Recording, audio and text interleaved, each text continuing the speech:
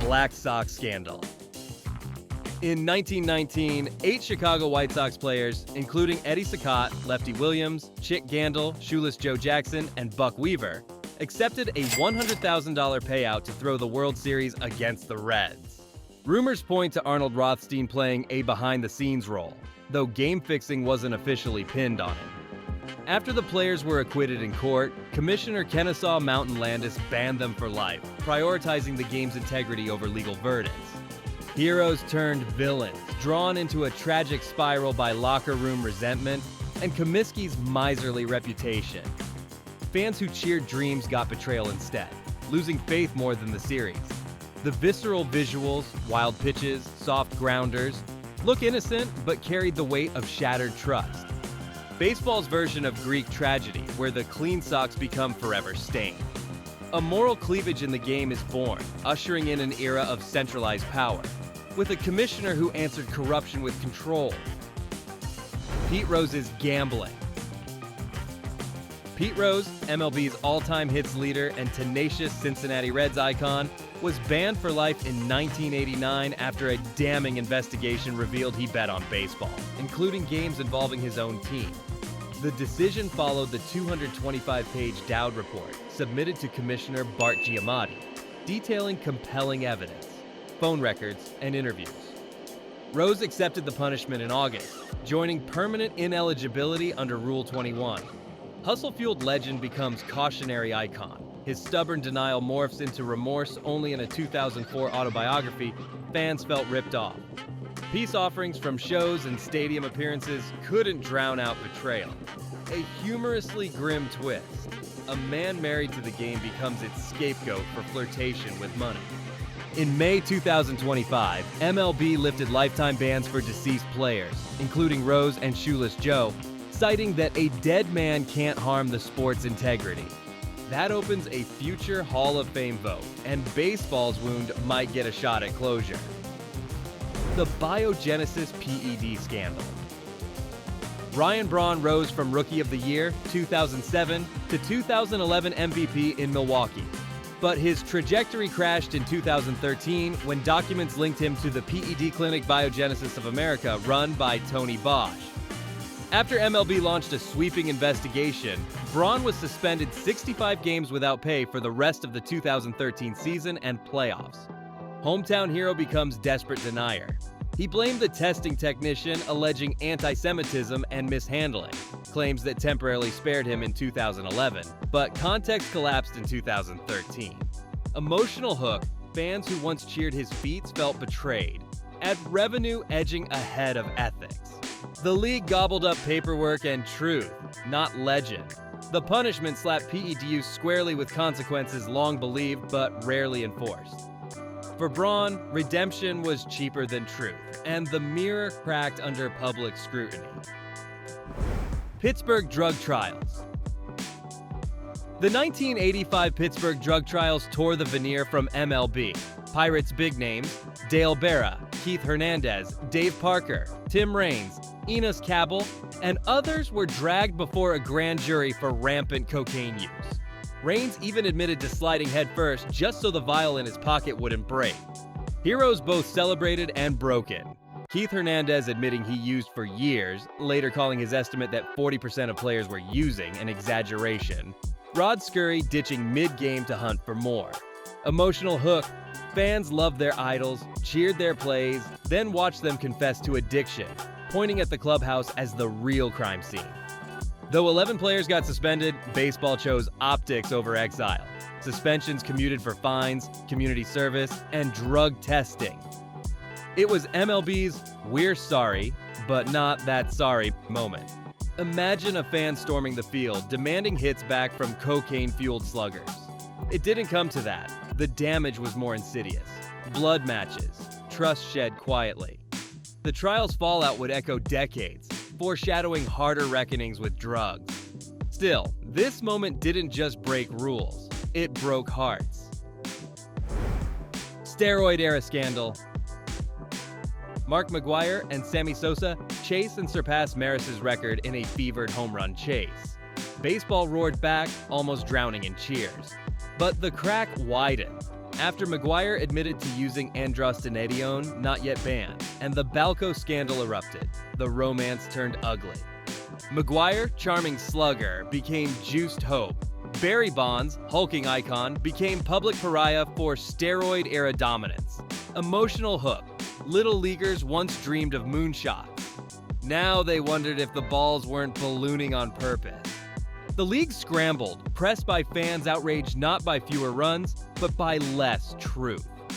Balco's tentacular exposure of invisible drug cocktails, secret prescriptions, and cover-ups hosted a criminal circus behind baseball's facade. The saga revealed the mirror's cracks, inflated stats disguised by silence, fingerprints hidden in pom-poms.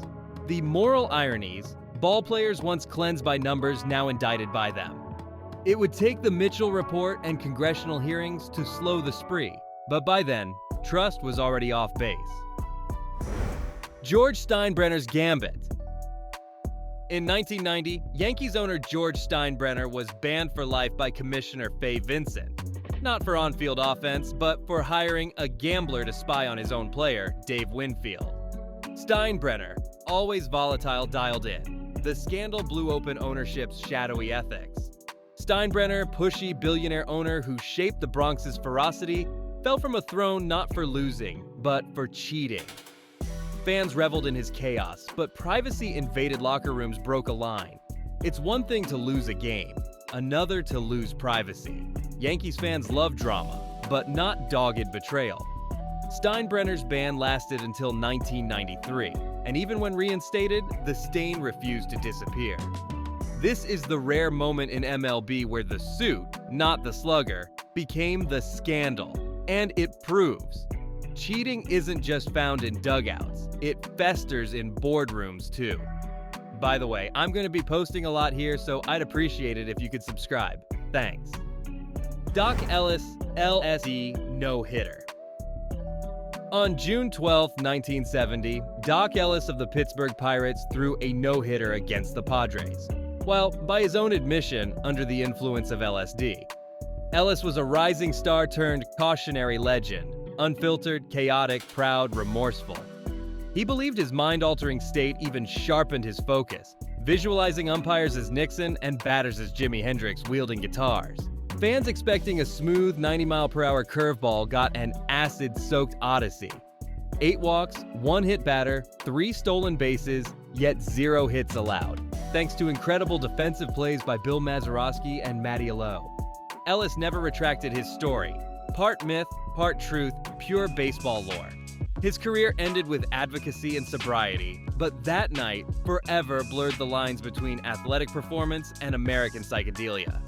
This wasn't just a no-hitter, it was a neon-lit peek into a player's inner unraveling, broadcast in the rawest way possible.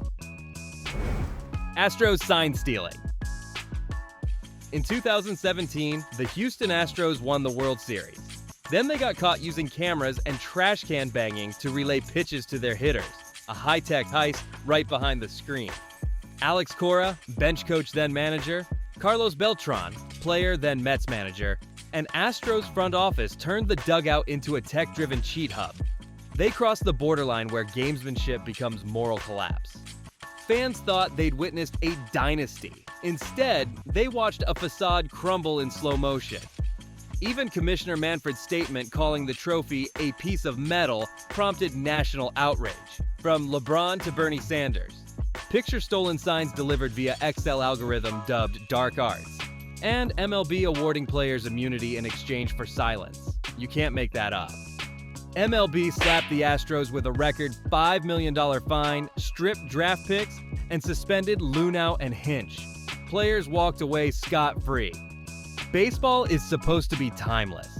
This incident felt like it was invented by cybersecurity experts, with every cheer replaced by collective betrayal. John Milner drug testimony. John Milner wasn't a superstar, but he was solid. 15 seasons, over 130 home runs, and a World Series ring with the 1979 Pirates. Quietly reliable. But in 1985, during the Pittsburgh drug trials, he became something else entirely. A witness to baseball's most shameful secret. That matches his testimony.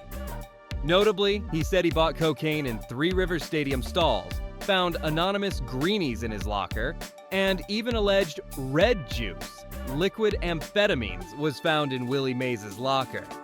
Sometimes they came courtesy of teammates. Sometimes they came from future Hall of Famers. He never named names. He didn't have to. The picture he painted was loud enough. A clubhouse wasn't a locker room. It was a pharmacy with cleats. He wasn't angry, just numb. Like this was all normal. Like this was how a career stayed afloat in the late 70s and early 80s. One pill, one line at a time. Fans weren't shocked as much as hollowed out. These weren't just athletes. They were childhood memories with needle tracks. Baseball's response? Suspensions with asterisks. But Milner's words stuck. The denial era was ending. The wake-up call had already been whispered, from the bathroom stall to the witness stand. Ray Chapman's death. August 16, 1920. A warm afternoon at the Polo Grounds. Top of the 5th inning. Carl Mays on the mound for the Yankees. Ray Chapman, the Cleveland shortstop, steps in. Mays, known for pitching high and inside, releases a fastball that Chapman never sees. The ball cracks off his skull with a sound so sharp, players thought it hit the bat. He took a few steps, then collapsed at the plate. He never regained consciousness. Early the next morning, Chapman died in a New York hospital. He was 29. He remains the only player in MLB history to die as a direct result of an on-field injury. The impact of his death rippled across the game. At the time, dirty, darkened balls were reused for too long, making them hard to see. Spitballs were still legal. Batters wore no helmets. Chapman's death changed all of that, eventually. The spitball was banned. Cleaner balls became standard. But helmet use wouldn't be mandatory for another 3 decades. Carl Mays was never charged. He kept pitching. Some called it an accident. Others called it a crime. What no one could call it was forgettable. Ray Chapman's final at-bat didn't end with an out. It ended with baseball realizing, too late, just how mortal its heroes really were. Josh Hancock car crash. Josh Hancock had just pitched the night before. A 7th-inning hold against the Cubs. Solid outing, low pressure. On April 29, 2007, the Cardinals reliever was on his way to meet teammates for brunch when his SUV slammed into the back of a tow truck on Interstate 64 in St. Louis. Louis, he died instantly. He was 29. The crash wasn't just tragic, it was preventable. Hancock was driving 68 in a 55, wasn't wearing a seatbelt, was texting at the time of the crash, and had a blood alcohol content of 0.157. Nearly double Missouri's legal limit. There was also marijuana in the car and a loaded gun. He never hit the brakes. The Cardinals canceled their game that day. Manager Tony La Russa delivered the news to players in tears. At the time, it was the second sudden death to hit the organization in 5 years, after Darryl Kyle's fatal heart attack in 2002. Hancock's death sparked MLB-wide changes. Several teams, including the Cardinals, banned alcohol in clubhouses, but it didn't feel like reform. It felt like grief management. A middle reliever, barely known to most fans, became a brutal reminder that no one is immune to bad choices. Baseball paused. The loss was real, and it didn't end at the warning track. Oscar Taveras car accident.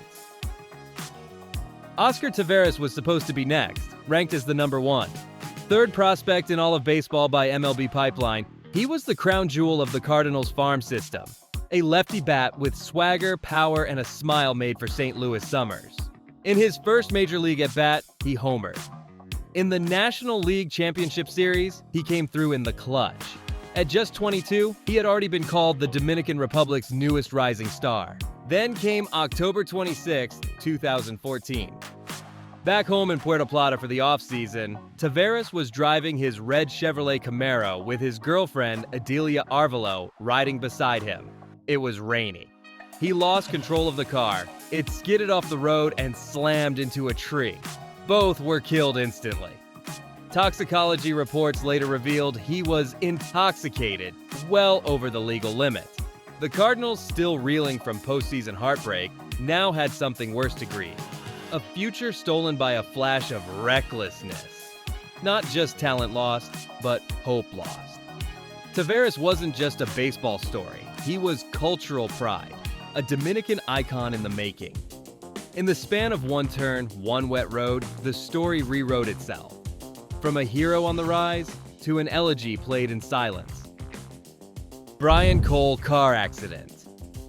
Brian Cole wasn't just a top prospect. He was the guy Mets scouts whispered about in parking lots and batting cages. In 2000, he hit .301 with 19 homers and 69 stolen bases across 2 minor league levels. Baseball America ranked him the number 52 prospect in the game. Mets fans saw their future leadoff man.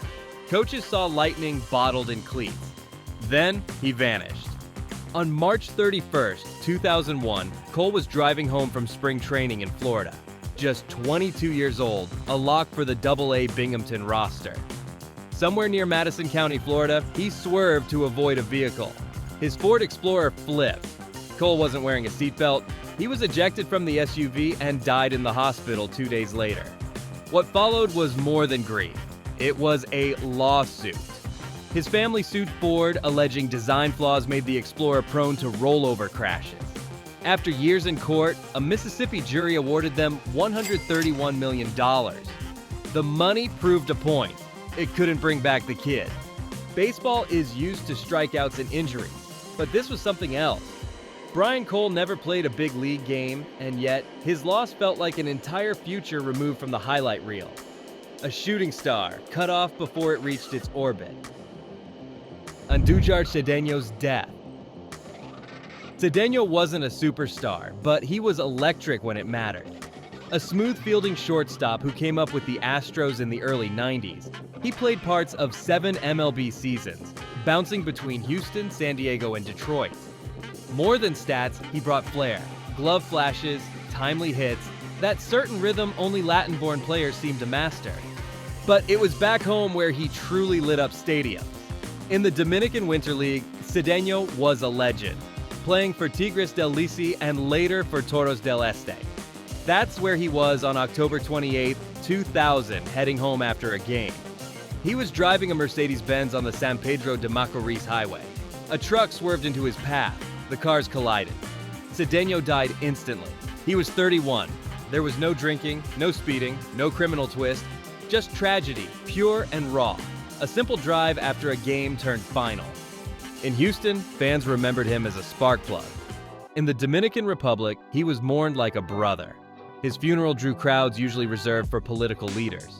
Flags lowered, bats black-taped. A nation paused. Andújar Cedeño left no scandal, just a silence in the infield and a reminder. For some players, the final out comes without warning. Serafini Murders. A former MLB journeyman, Dan Serafini once raced off pitches for 6 different teams until his post-career life spiraled into financial ruin, bad investments, and steroid suspicions. On June 5, 2021 in Lake Tahoe, he took revenge, or claimed inheritance, by sneaking into his in-laws' home. Surveillance and cell phone records showed him lurking in the house for 3 hours before he shot his father-in-law, Gary Spoor, dead, and his mother-in-law, Wendy Wood, was seriously wounded. The prosecution exposed threatening texts, "I'm going to kill them one day," and alleged he did it over a $1.3 million ranch feud and a trust inheritance. In July 2025, after a 6-week trial, the jury convicted him of first-degree murder, attempted murder, and burglary. Meanwhile, his accomplice and lover, Samantha Scott, confessed under plea deal, placing herself at the scene, driving Serafini, and disposing of the weapon. Wendy Wood, traumatized, died by suicide in 2023. Sentencing is set for August 18th. Baseball fans, once forgiving of broken contracts, now face a haunting reminder that the most devastating hits can come from inside the family. Bryant Grant murder case. Brian Grant never graced a big league mound, but once he carried the hope of a draft pick. Selected by the Toronto Blue Jays in the 7th round of the 2002 MLB draft, he spent 4 seasons in the minors, Medicine Hat, Pulaski, Auburn, posting a modest 4.72 ERA before fading from prospect lists. Fast forward to July 2025. He's standing in a courtroom, flanked by cameras, and gone viral. Not for his fastball, but the fatal shot he allegedly fired. Investigators say a 61-year-old locksmith, Randy Stewart, arrived at Grant's North Carolina second home for a service call. Shots rang out. Stewart was found dead inside. Grant was arrested on scene and charged with second-degree murder. No bond. His next court date, August 11th. Body cam footage captures a frantic Grant, claiming Stewart threatened him with a knife and hinted at a Navy SEAL hiding inside. His lawyer insists self-defense, not homicide. Grant, a father, had no prior criminal record. This isn't a comeback story. It's a fall. Full stop. The kid drafted with a fastball in hand now facing a second-degree charge in the worst kind of spotlight. A twilight for any dream, a curtain for a life that never quite started. Ugueth Urbina murder conviction. Ugueth Urbina didn't just close games, he slammed them shut. A two-time All-Star, he saved 41 games in 1999 and threw clutch innings during the Marlins' 2003 World Series run. His delivery was mean, his presence was colder, he was built for ninth innings. But by 2005, he wasn't on a mound. He was in a courtroom, charged with attempted murder. That October, at his family's ranch in Venezuela, Urbina accused 5 farm workers of stealing a revolver. Then he allegedly tied them up, doused them with gasoline, and attacked them with a machete. One man suffered burns on his back and face. All 5 lived, but barely. Urbina claimed self-defense, said the workers were trying to extort him. A Venezuelan court didn't buy it. In March 2007, he was convicted of attempted murder and sentenced to 14 years behind bars. He served 7 and was quietly released in 2012. One day, you're on the World Series stage. The next, you're on trial with a body count hanging in the balance. Baseball had seen cheaters, gamblers, and addicts, but nothing quite like this. Urbina's legacy wasn't undone by scandal. It was hacked apart by rage. The fall was fast. The silence afterward was permanent. Sergio Mitre convicted. Sergio Mitre once had a spot in every bullpen. The Cubs, Marlins, Yankees, Brewers.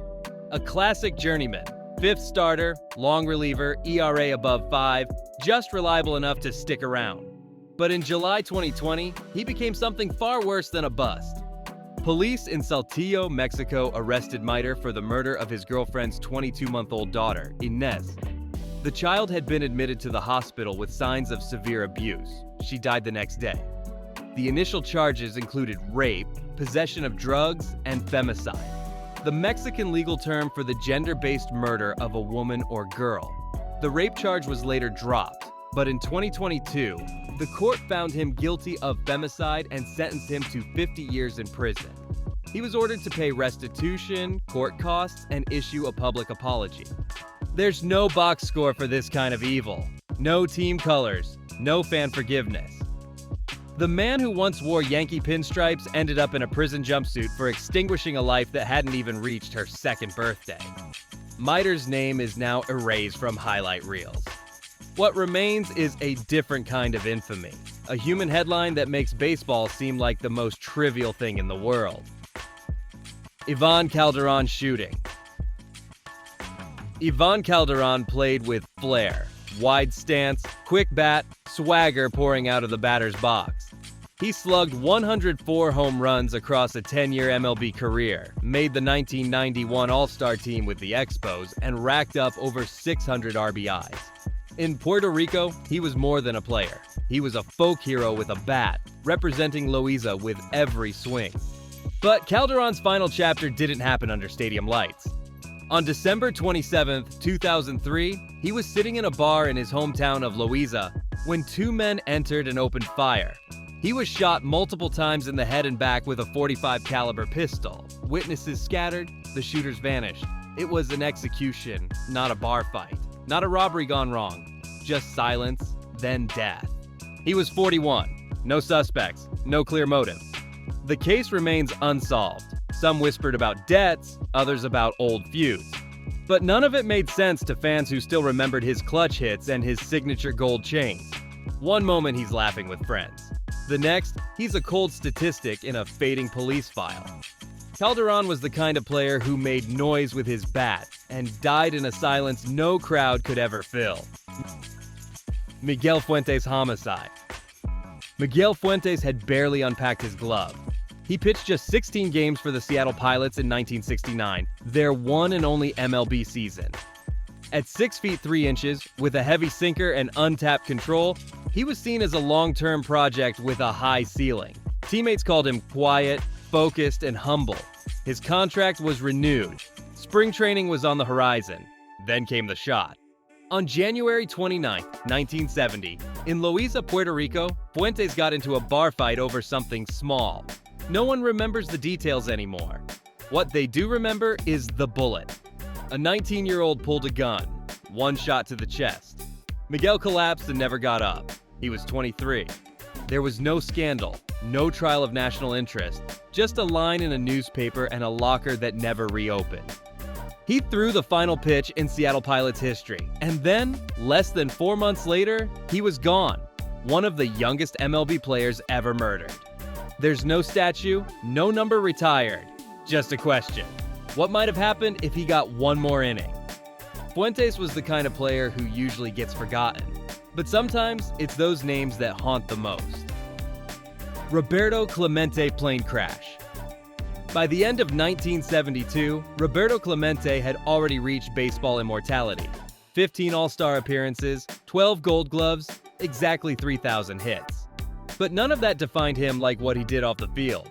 When a devastating earthquake struck Nicaragua that December, Clemente couldn't sit still. He organized aid shipments from Puerto Rico, but when reports emerged that supplies were being stolen by corrupt officials, he decided to fly down personally to make sure help reached the people. On New Year's Eve, 1972, Clemente boarded a DC-7 cargo plane with relief supplies. The plane was overloaded, the crew inexperienced, and the aircraft had a known history of mechanical problems. Moments after takeoff from San Juan, it crashed into the ocean. His body was never found. He died trying to serve others. He was only 38. Clemente wasn't just the soul of the Pirates or a Latin American icon.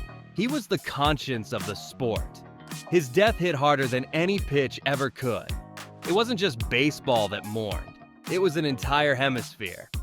The Hall of Fame waived the 5-year rule and inducted him immediately. He didn't just chase greatness, he gave it away. One final act of selflessness, paid with everything. Any moments I missed? Let me know which ones you'd like to see in a part 2. Hiram Bithorn shot. Before Roberto Clemente, before Orlando Cepeda, there was Hiram Bithorn, the first Puerto Rican to play Major League Baseball. He debuted for the Chicago Cubs in 1942 and became their ace by 43, leading the National League in shutouts. He was 22. He returned home a national hero. But war and injury took their toll. After serving in the Navy during World War II and struggling with arm troubles, his MLB career fizzled by 1947. Still, he remained a beloved figure back home, until everything collapsed in one fatal misunderstanding. In December 1951, Bithorn crossed into Mexico, allegedly to start a business. But something went wrong. A local police officer, Ambrosio Castillo, claimed Bithorn was violent, erratic, and accused him of being a communist agitator. Days later, Bithorn was shot multiple times. He died in a hospital at just 35. An investigation later revealed the officer's story was false. Castillo was convicted of murder and sentenced to 8 years in prison. Baseball lost more than a pioneer. It lost a bridge. Bithorn was a symbol of possibility, erased by fear and racism. His name now lives on in Puerto Rico's largest stadium, but his legacy is always tinged with what should have been. Ken Hubbs plane crash. Ken Hubbs didn't just win Rookie of the Year in 1962, he electrified it. A 20-year-old second baseman with the Chicago Cubs, he played with fearless speed and dazzling defense. He set MLB records for consecutive errorless games and chances handled by a second baseman. The media saw a future Gold Glover, fans saw a cornerstone, then winter came. On February 13, 1964, Hubbs piloted a small Cessna 172 out of Provo, Utah, with a friend after a short trip to fish and relax. Just hours earlier, he called his wife and promised he'd be home soon. But a snowstorm rolled in, visibility collapsed, and somewhere over the Utah desert, the plane went down. Wreckage was found the next day near Mona, Utah. no survivors. He was 22. He'd just learned to fly the previous year, inspired by the fear of traveling after losing a friend in a similar crash. The irony twisted into tragedy. His glove was still waiting in the locker room. For the Cubs, it was more than losing a player. It was like watching a sunrise extinguished before noon. Ken Hubbs didn't slump. He vanished. And in his place, only silence. One more young life intercepted mid-flight. Walt Lerian's death. Walt Lerian didn't chase headlines. He just caught fastballs. A promising young catcher for the Philadelphia Phillies, he'd finally broken into the bigs in 1929. Batting point .246, steady behind the plate, and only 24 years old. But baseball never got to see what came next. On October 22, 1929, just weeks after the season ended, Lerian was standing outside a friend's house in Baltimore when a bakery truck lost control during a turn. The vehicle jumped the curb and crushed him between two brick pillars. He died hours later from internal injuries. The driver was charged with manslaughter, but the case quietly disappeared. It wasn't a fight, not a scandal, just one of those random acts that feels too brutal to be accidental. No build-up, no farewell tour. One day he's penciled into next year's lineup. The next, his locker's empty. The Phillies held a moment of silence. Teammates sent condolences. And baseball kept moving, because it always does. But the tragedy lingered. Walt Lerian was never a star, but he was supposed to have time. Supposed to have seasons left. Instead, he became a footnote in baseball's longest ledger. The name's lost not to failure, but to fate. Baseball sells nostalgia by the inning. It wraps itself in tradition, purity, and the illusion of permanence. But peel back the ivy and you'll find what every myth eventually hides. Addiction, violence, betrayal, death. These weren't just bad games. They were breaks in the sport's DNA. Moments where the illusion shattered, heroes collapsed, and sometimes the ball never came back down. In a game built on redemption, not every story ends with a comeback. Some just end. And the silence they leave, it's louder than the crowd ever was. By the way, I'm going to be posting a lot here, so I'd appreciate it if you could subscribe. Thanks.